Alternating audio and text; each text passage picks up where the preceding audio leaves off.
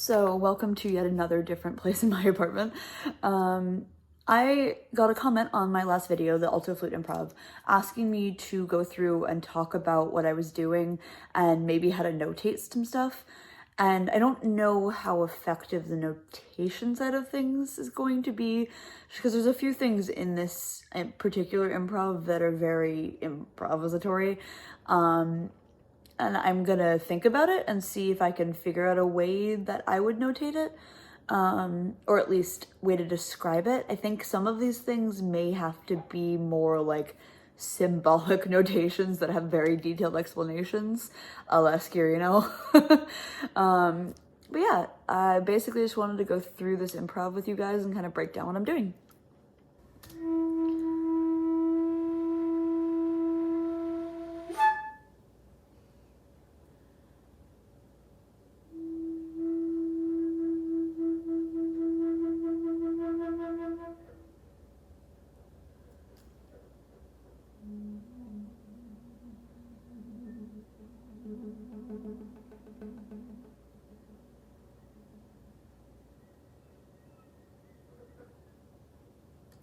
Okay, so I think the first 30 seconds are relatively straightforward. Low note, no vibrato, going to a high harmonic that is grace note. That's a pretty easy notation thing. I would maybe have like an indeterminate harmonic on the top end, but that honestly doesn't really matter. And then no vibrato to a wide vibrato, low note again. And then it's a little bit more tricky in that it's a trill that's kind of alternating between whistle tone and very, very vague full tone, and also has a growing key click trill in it. So there I would maybe write it out as more of a gesture and less as a trill, if that makes sense. Have it, or maybe have it trilling the whole time and have indications of like increased key clicks here with a crescendo, and of having all of the techniques that are happening stacked separate so that their timing is, you're seeing the timing through the phrase. So the whistle tone in it going in and out is indicated differently. The key clicks are indicated differently, and then when it stops the key click trill and goes into straight whistle tone, then you can move that into whistle tone, normal whistle tone notation.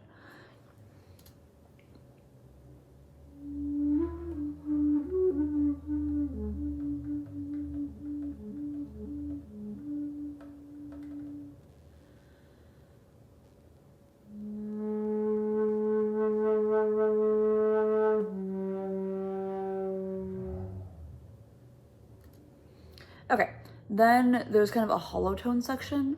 I'm pretty sure I'm venting a key, or like don't have all the thumb key down through this whole thing. I can't see it and I don't honestly remember at this point.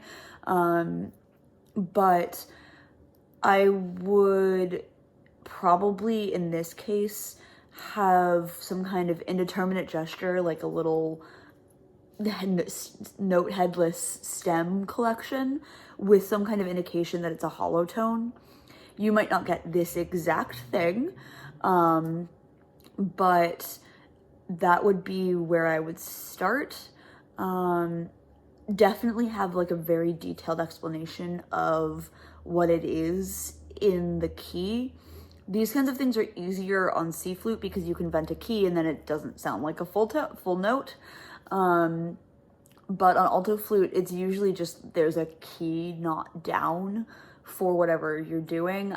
In this case, again, I do think it is the thumb key. And then we get into actual full tone. I would put a vibrato indication on this, particularly when you're talking about contemporary flute music. I usually default to no vibrato, but I would say, since I know in this improv I'm messing with vibrato a lot, I would put in the beginning of the piece, like, unless marked, everything is no vibrato. And then indicate where the heavier vibrato is, where some vibrato is necessary, like really indicate specifically where the vibrato is, because it is quite an intrinsic element to this kind of improv. So it does have to be indicated. And then on the lower note, there's a pitch bend, which I would just indicate with a little sloping line. Also, another thing that I would note is that it would all be like probably space equals time notation, or some kind of indication that this is super free and that pauses are longer than indicated, maybe even just breath marks instead of actual rests, to give that space.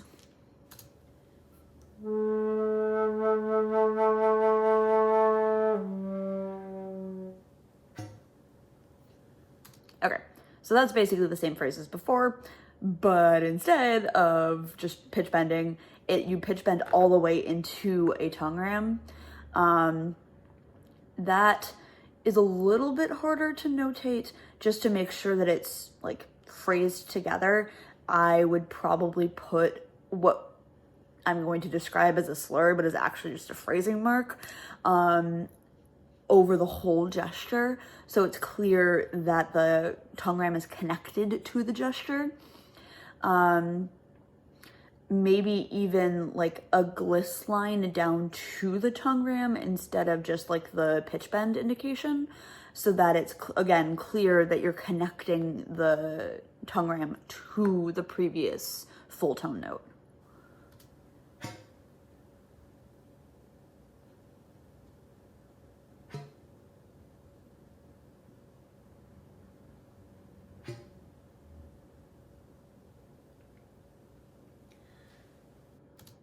Obviously, that's easy. Those are all tongue rams.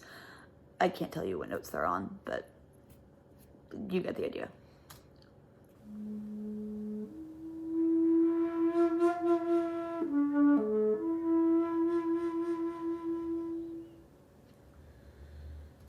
Okay, so this has that hollow tone sound again in it.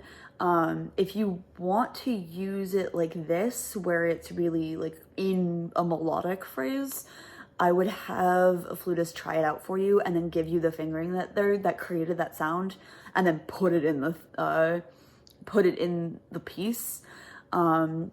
Give it like a different note head, triangle note head, like a hollow triangle note head, a hollow diamond note head, just some kind of different note head, and then have the fingering either in the key next to what that indicates, or every time it comes up, or like have like a 1 and that's the fingering every time that note comes up. Like, just give an idea of what the fingering is. I honestly can't tell you exactly what this one is.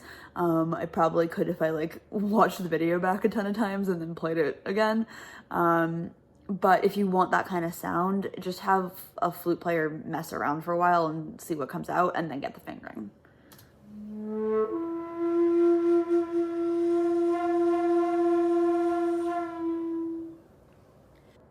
So that was the same fingering as the hollow tone, but it builds into a multiphonic. So that again would definitely want the fingering. If you can figure out what pitches it produces, then more power to you. I have horrible relative pitch, let alone perfect pitch, so I am not the one to ask for that. But I would have the hollow tone like slurred into a multiphonic that indicates the general idea of the pitches, and obviously give the fingering. This one stays the same, so it's a little bit easier in this regard.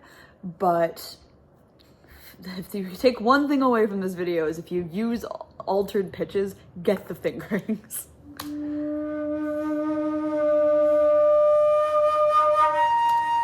Okay, so that's also all on one fingering. This would just, you'd have to figure out what pitches it is, and indicate like you start in the low pitch, notate that pitch, slur into a wider pitch, slur into the multiphonic pitch, and then land on the higher pitch. There's a really good example of that in Will Offerman's Hanami. I'll see if I can insert a picture into this, where it, like, you grow in and out of a multiphonic, going from the low note to the multiphonic to the high note. Those are all altered pitches. They're just fingerings that you'd have to find.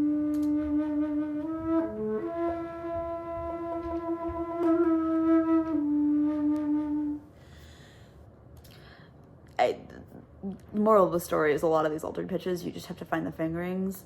A lot of those are just me lifting a finger on a regular pitch and seeing what happens, which is why it's an improv. But most of the time, if you take like a high range fingering particularly and either add or subtract a finger, you can get some really interesting crunchy sounds in them. So that's essentially what I'm doing here. Sometimes my brain doesn't put all the right fingers down, and in an improv that's okay. And so then that's what's taking me into the next sound.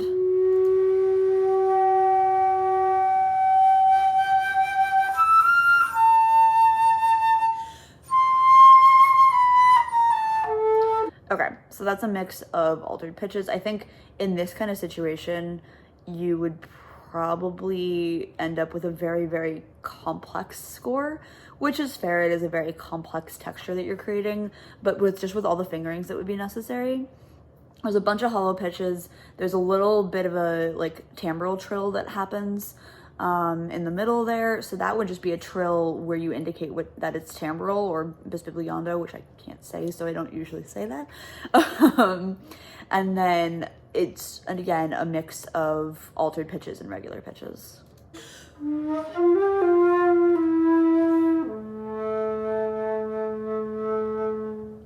That's the same multiphonic technique where you're starting on a multiphonic and then picking out the higher note in the multiphonic.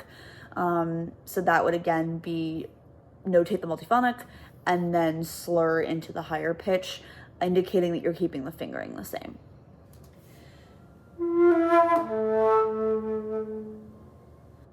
That had no altered pitches in it for once.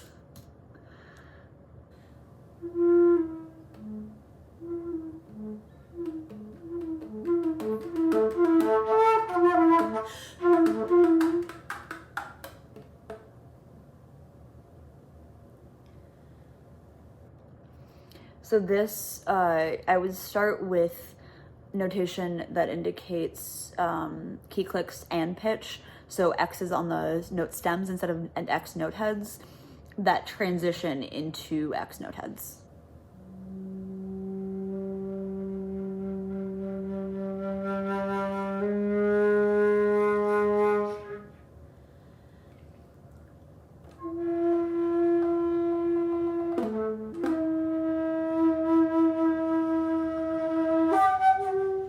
So this again has a lot of timbral trills in it. With timbral trills, you do have to indicate which key to trill a lot of the time. A good player will figure it out, obviously. But since these are all on altered pitches or hollow tone pitches already, trilling the wrong finger can also create an actual trill rather than just a timbral one. So this is again something that you would want someone to try out. Also, I think a lot of these higher pitches are just harmonics that I'm not controlling very well. So that also could be an option to get these kinds of more fuzzy, hollower sounds.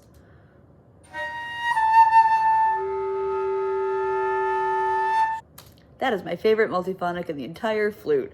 You just underblow a high D.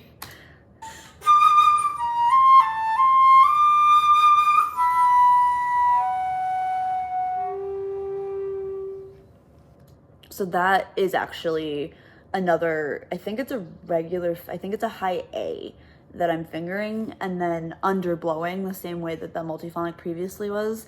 But instead of trying to get the multiphonic, I'm getting the harmonic series under it. Because of the physics of the flute, the high range actually has a lot of pitches under the note rather than over it. So there are some really cool things and lots of multiphonics if you just kind of underblow a high note. Oh yeah, and to notate that, I would put a fingering and then indicate the pitches that you're getting. That might require a little bit of explanation in a key, but it would kind of just need to be like underblow this note to get these descending pitches, and then some kind of indication that that's what's happening.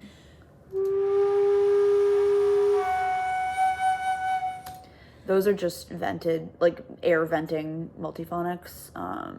You just want the air indication above the notes.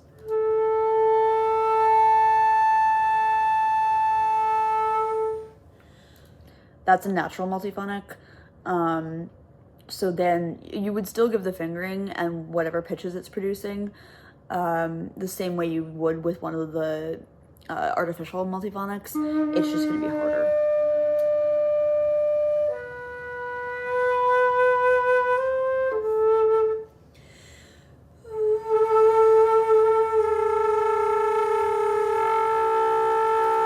So now adding voice.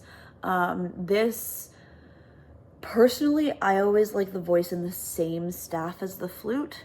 I know other people don't, so that's kind of depending on how you feel. There is a lot going on in this kind of texture, so it may be worthwhile separating things, especially since I think later on I end up doing a lot of very stacked techniques.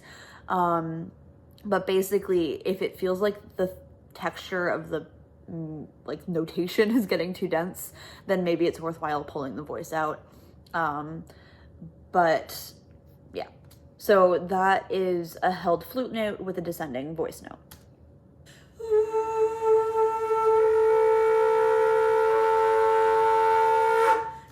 And that's ascending. That ch, or like the aggressive sound at the end, I would just add like a phonetic sound to the end of the vocal line, so that the performer knows to end it abruptly with that consonant.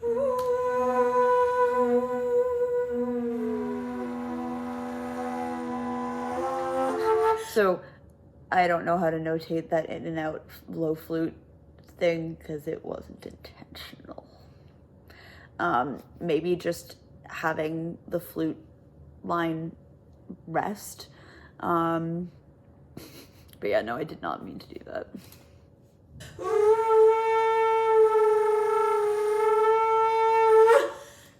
Yeah, so these are all pretty standard like flute and voice techniques.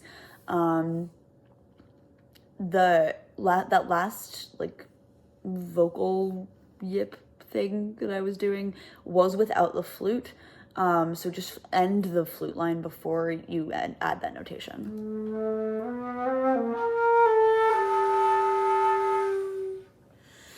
That's that same multiphonic.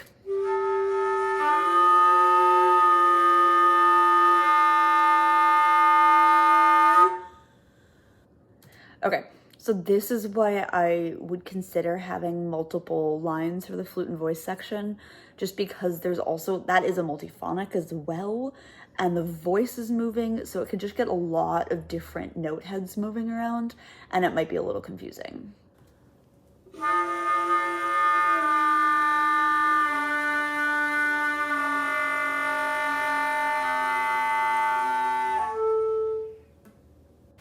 Also, there are a lot of different tones happening in this particular texture.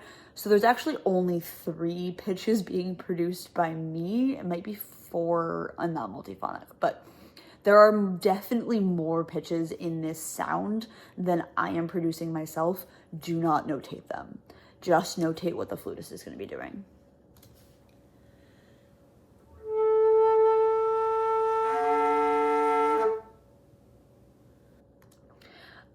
Those abrupt stops, I would probably just write the word abrupt over like a staccato cutoff.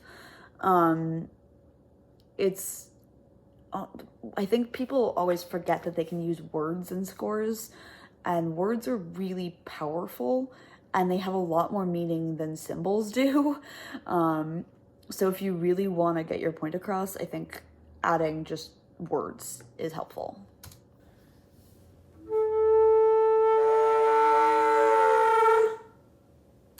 That has a vocal gliss in it. It's a downward gliss, I'm pretty sure. But yeah, just notate a vocal gliss.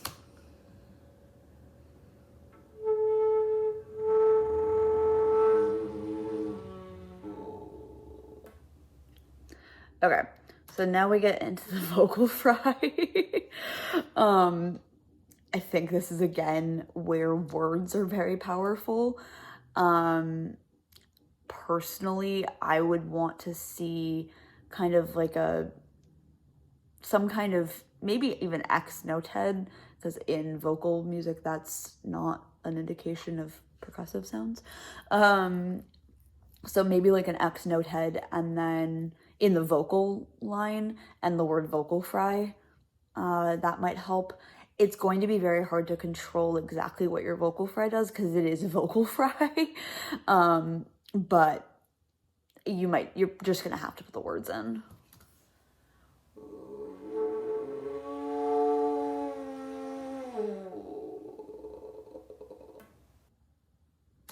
So these are also all on the same fingering. It's just the air pressure and the vocal fry is changing the sound. And then this is the kind of key click where I would very much indicate which key to click, because you want that clean, no lift sound, and that's very specific to the one key I'm using.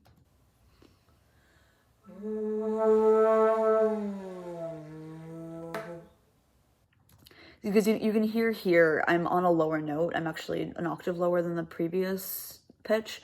And you can hear that I have to lift up a key and then click it, which you can do very quickly, but it changes the sound.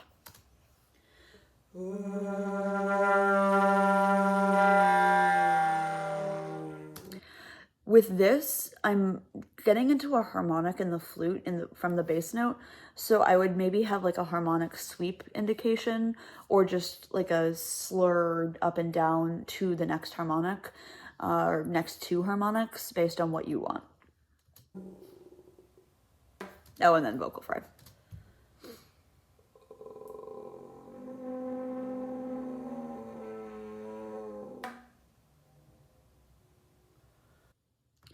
So this is also, because I'm not able to get an embouchure, I'm not forming an embouchure, because I'm lifting keys, that's what's creating the resonance difference. So this would be an indication, like in the flute line, of no pitch, but finger these notes while producing the vocal fry. You can kind of do that with a combination of words and then some kind of no pitched indication in the flute line.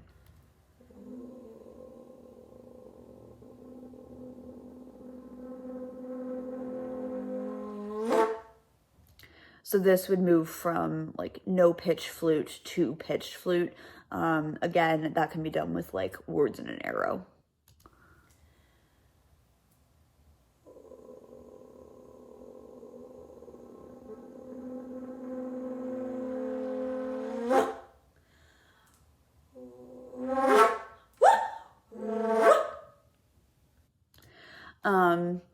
So this has transitioned from vocal fry to voice and no pitch to pitch flute. So again, all of this is just change over time notation kind of things, where you're using arrows and words or whatever symbols that you used to indicate no pitch or pitch.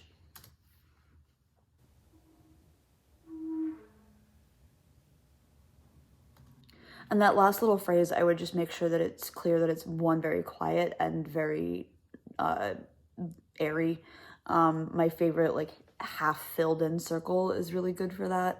But again, with these kinds of things, as long as you are clear of what symbols mean what at the beginning, then it works.